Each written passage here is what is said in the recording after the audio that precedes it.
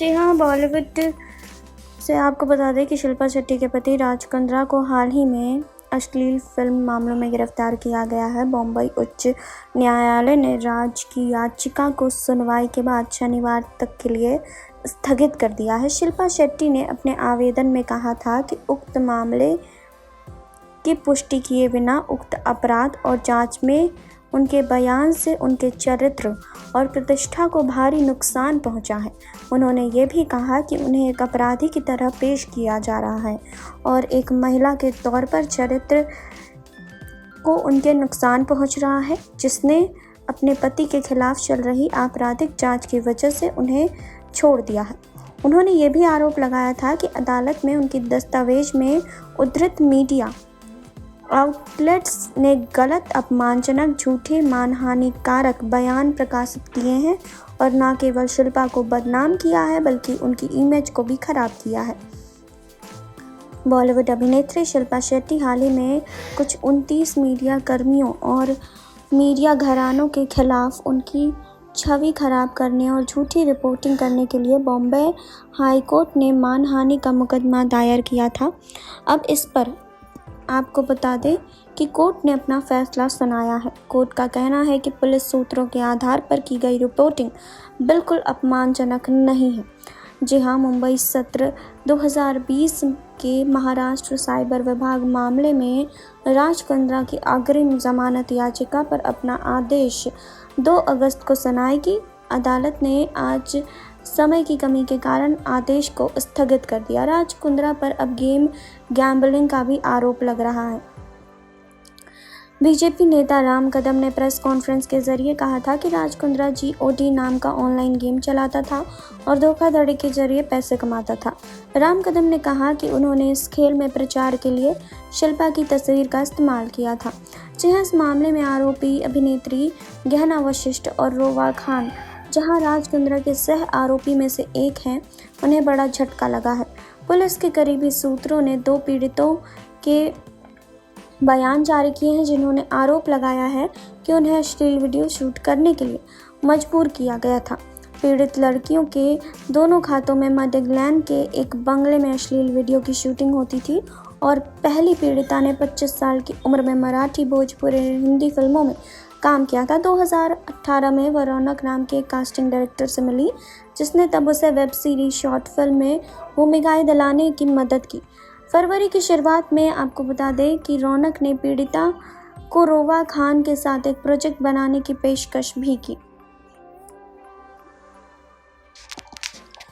शिल्पा शेट्टी ने कई media house के खिलाफ मानहानि का दावा किया।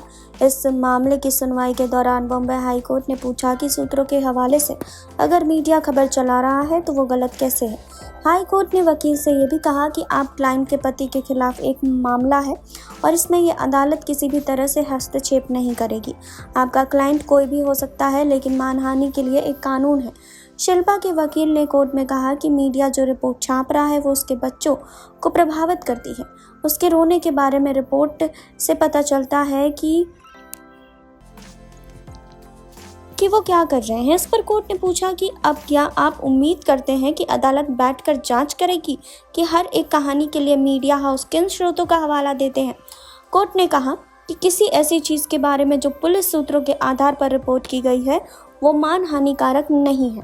आज सुनवाई करते हुए कोर्ट ने कहा कि हमें नहीं पता कि वो गिल्टी है या नहीं, हम इसे लेकर कुछ भी नहीं कह रहे, लेकिन जो बात जांच के दौरान क्राइम ब्रांच कह रही है या पुलिस कह रही है उसकी रिपोर्टिंग करना डिफेमेटरी नहीं हो सकता है। बॉम्बे हाई कोर्ट ने यह भी कहा कि इस मामले में जिन्हें आरोपी बनाया गया है उन्हें भी मौका मिलना चाहिए। इस पर शिल्पा के वकील ने कहा कि मीडिया कुछ लोग राज कुंद्रा के मामले में उनकी मां, बच्चे और परिवार का नाम घसीट रही है।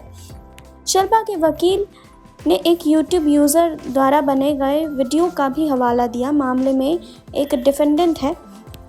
कोर्ट ने कहा कि मैं आपको एक डिफेंडेंट का एक उदाहरण देकर अन्य सभी डिफेंडेंट पर लागू नहीं होने दूंगा। कोर्ट ने यह भी कहा कि आप मुझसे जो करने की उम्मीद कर रहे हैं उसका प्रेस की स्वतंत्रता पर बहुत गंभीर परिणाम होगा। इस मामले पर कोर्ट ने कहा कि आप मुझे मलेशियस बात कहने वाले डिफेंडेंट के व्यक्तिगत उदाहरण दीजिए, मैं उस पर गौर करूंगा, लेकिन पुलिस स्रोतों पर आधारित खबर को मैलिशियस और अपमानजनक नहीं कहा जा सकता। हाईकोर्ट ने कहा कि ये भी ना भूलें कि आपके क्लाइंट के पति के खिलाफ एक मामला है और इसमें ये अदालत किसी भी तरह का हस्तक्षेप नहीं करेगी। आपका क्लाइंट कोई भी हो सकता है, लेकिन मानहानि के लिए एक कानून है। जी हाँ, इस मामले में अभी भी सुनवाई चल रही है और शिल्पा शेट्टी ने अपनी याचिका में कहा था कि कई मीडिया संस्थानों ने बिना किसी आधार पर उनके खिलाफ गलत खबरें चलाई है।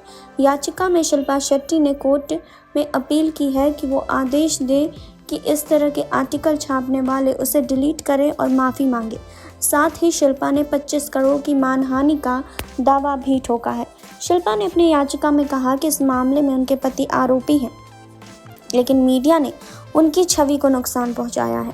एक्ट्रेस ने कहा कि इस वजह से पब्लिक, फैंस, फॉलोअर्स और उनकी ब्रांड वैल्यू पर गलत असर पड़ रहा है।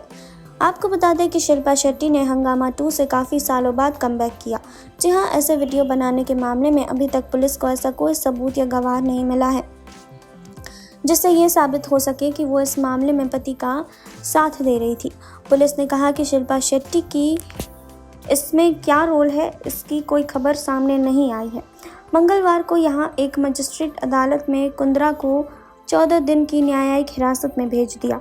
उसके बाद राज कुंद्रा ने जमानत याचिका दायर की थी, जिसे कोर्ट ने बुधवार को खारिज कर दिया।